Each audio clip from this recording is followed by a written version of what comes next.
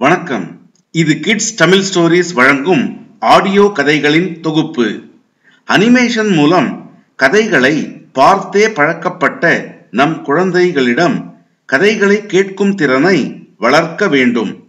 கதைகளை கேட்கும் போது அதில் வரும் பாத்திரங்கள், இடங்கள், சம்பவங்களை அவர்களே கற்பனை செய்து ரசிக்க வேண்டும். அதற்காகத்தான் இந்த ஆடியோ கதைகள். வாங்க கேட்கலாம்.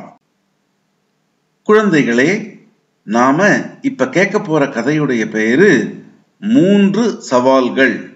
கதைக்குள்ள போலாமா? அது ஒரு பெரிய சாம்ராஜ்யம். அதுக்குள்ள 3 நாடுகள் இருந்தது. அந்த சாம்ராஜ்யத்துக்கு ஒரு பேரரசன். அந்த அரசருக்கு என்ன பேருன்னு யாருக்கும் தெரியாது. அவங்க எல்லாருக்கும் தெரிஞ்ச ஒரே பேரு சவால் மன்னன். அவருடைய ஆட்சியில மக்கள் கடவுள் புண்ணியத்துல எந்த குறையும் இல்லாம சாதாரணமா இருந்தாங்க. ஆமா, கடவுள் புண்ணியம் அப்படின்னு சொல்றதுதான் சரியான வார்த்தை. ஏன்னா இந்த அரசருக்கு மக்களை பத்தி எந்த சிந்தனையும் இல்லை. அவருக்கு பொழுது விடிஞ்சு பொழுது போனா அவர் மனதுல ஒரே ஒரு எண்ணம் தான். இன்னைக்கு யார என்ன கேள்வி கேட்கலாம், யார் கூட என்ன விளையாட்டு விளையாடலாம், என்ன சவால்களை மக்களுக்கு கொடுக்கலாம் அப்படிங்கிறது மட்டும்தான் அவருடைய யோசனையா இருந்தது. கேள்விகளை பலமா கேட்பாரு. பல விசித்திரமான சவால்களை முன் வைப்பாரு. அந்த சவால்கள்ல யாராவது வெற்றி அடைஞ்சாங்கன்னா அவங்களுக்கு ஒரு தங்க காசு பரிசா கொடுப்பாரு. இதை வச்சு அவர் ஏதோ நல்லவர்னு தப்பான முடிவுக்கு வந்துடாதீங்க. 100 சவால் வச்சாருன்னா அதுல யாராவது ஒருத்தர் வெற்றி அடைகிறதே பெரிய விஷயம். மீதி 99 பேருக்கு, தோத்து போனவங்களுக்கு பல விசித்திரமான தண்டனைகளை கொடுப்பாரு. மொட்டை அடிச்சு விட்டுருவாரு. கழுத மேல ஏத்தி ஊர் முழுக்க வலம் வர வைப்பாரு. ஊரை தாண்டி, நாட்டை தாண்டி காட்டுல கொண்டு போய் விட்டுட்டு வந்துருவாரு. கடல்ல, தீவுல யாருமே இல்லாத இடத்துல கொண்டு போய் விட்டுட்டு வந்துருவாரு. இது எதுவுமே இல்லைன்னா சிறையில தள்ளிடுவாரு. இந்த மாதிரி பல விசித்திரமான தண்டனைகளை கொடுத்ததுனால அந்த சவால் மன்னன் வராரு அப்படின்னாலே பொதுமக்கள் தெரிச்சு ஓடுவாங்க. நிலைமை இப்படி போய்கிட்டு இருக்கும்போது சும்மாவே சவால்களை வைக்கிற அந்த சவால் மன்னன் தன்னுடைய 50வது பிறந்த நாள் விழா வந்தது. அப்ப சும்மா விடுவாரா? விடமாட்டாரு. பெரிய அளவுல போட்டிகளை அவரு ஏற்பாடு செஞ்சாரு. மக்கள் யாருமே பயந்துகிட்டு வரல. ஆனா அப்பவும் அவர் விடல. ஊர் மக்களுடைய பேர் எல்லாத்தையும் துண்டு சீட்டுல எழுதி போட்டு அதை குலுக்கி அதுல இருந்து ஒரு 3 பேரை எடுத்தார். அந்த 3 பேருடைய பெயரு வீரன், தீரன், சூரன். இப்படி 3 பேரு. அந்த 3 பேர்ல வீரனும் தீரனும் நல்ல வீரமுடைய ஆளுங்க தான். ஆனா சூரன் தான் ஒரு நாட்டை எப்படி நிர்வாகம் செய்யணும் அப்படிங்கிறதுக்கு முறையா படிச்சவர் சூரன். இவங்க 3 பேரும் பேரு வந்த உடனே வேணான்னு சொல்ல முடியாது. ஏன்னா அது கட்டாயம். போயிட்டு 3 பேரும் மன்னர் முன்னால நின்னாங்க. மன்னருக்கு 50வது பிறந்த நாள் வாழ்த்தும் சொன்னாங்க. மன்னர் அதை கேட்டுட்டு, சரி, இப்போ நீங்க 3 பேரும் விளையாட வந்திருக்கீங்க. இது ஒரு சவால். இந்த சவால் என்னுடைய 50வது பிறந்த நாளுக்காக வருது. அதனால பரிசு ரொம்ப பெரிய பரிசு.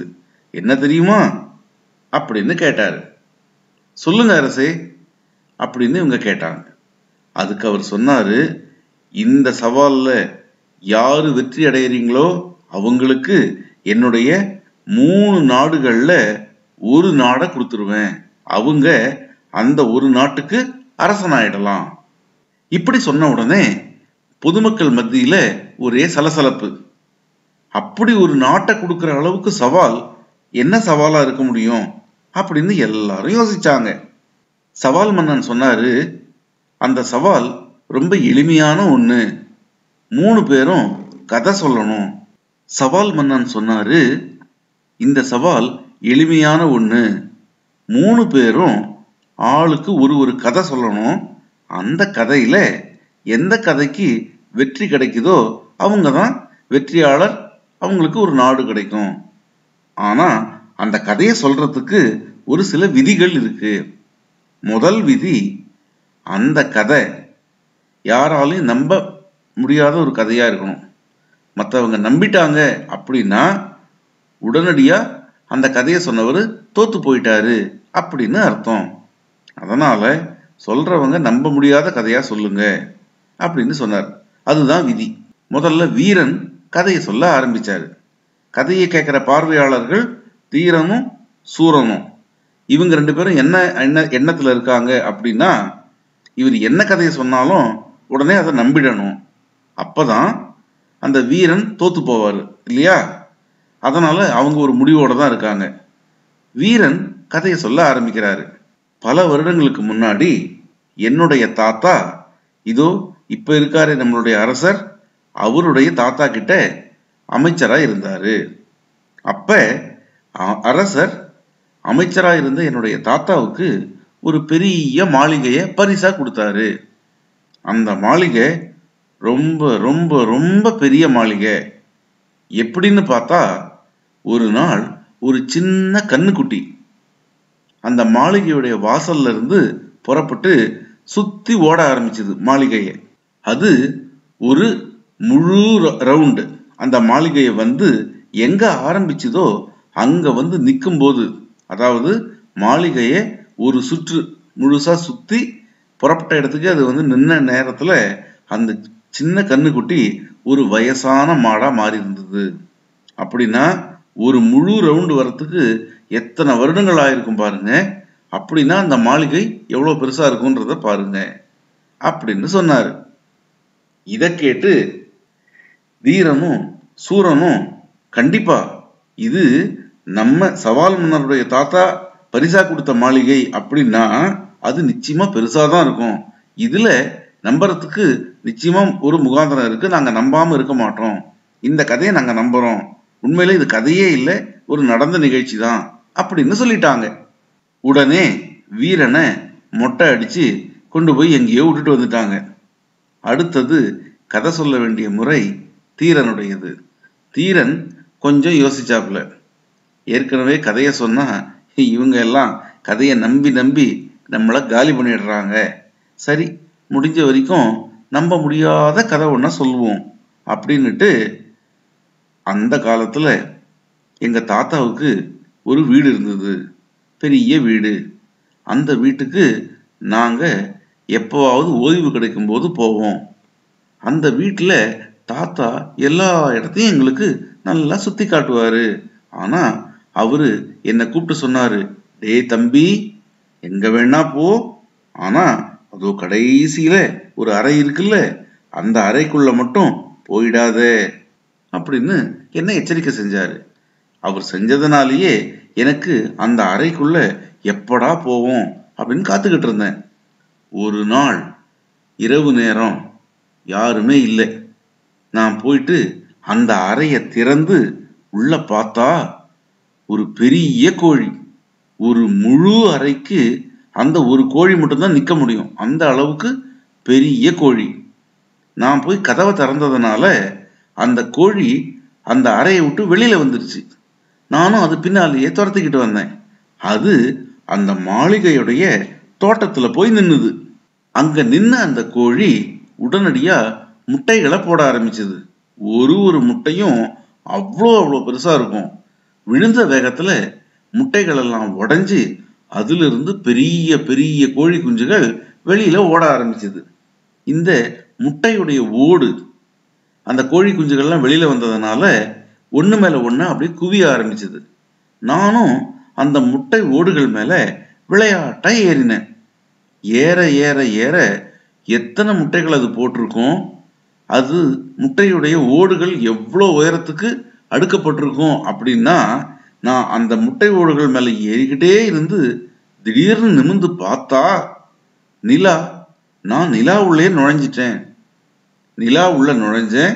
அங்க அந்த பாட்டி வடை சுட்டு வித்துக்கிட்டு இருந்தாங்க.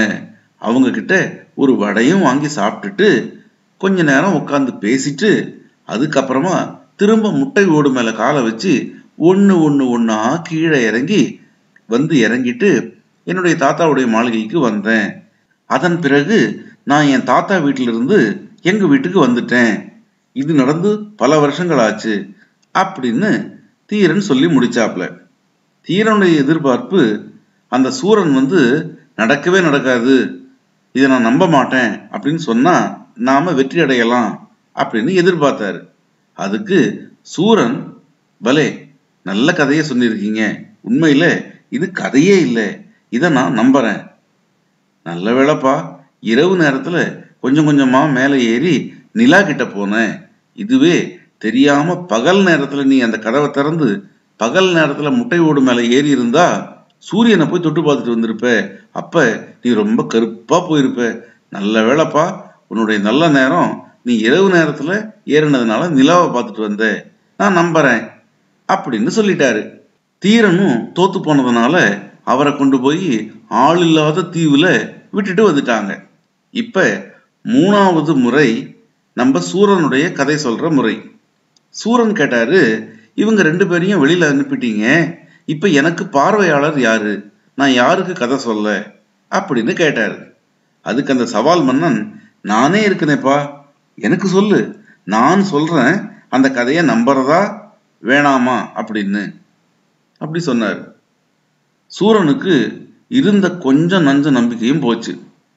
வேற யார் வேணாலும் கதைய நம்பாம இருப்பாங்க, நம்ம ராசா விடுவாரா? அவர் கண்டிப்பா எதை சொன்னாலும் நான் நம்புறேன் அப்படின்னு தான் சொல்ல போறாரு.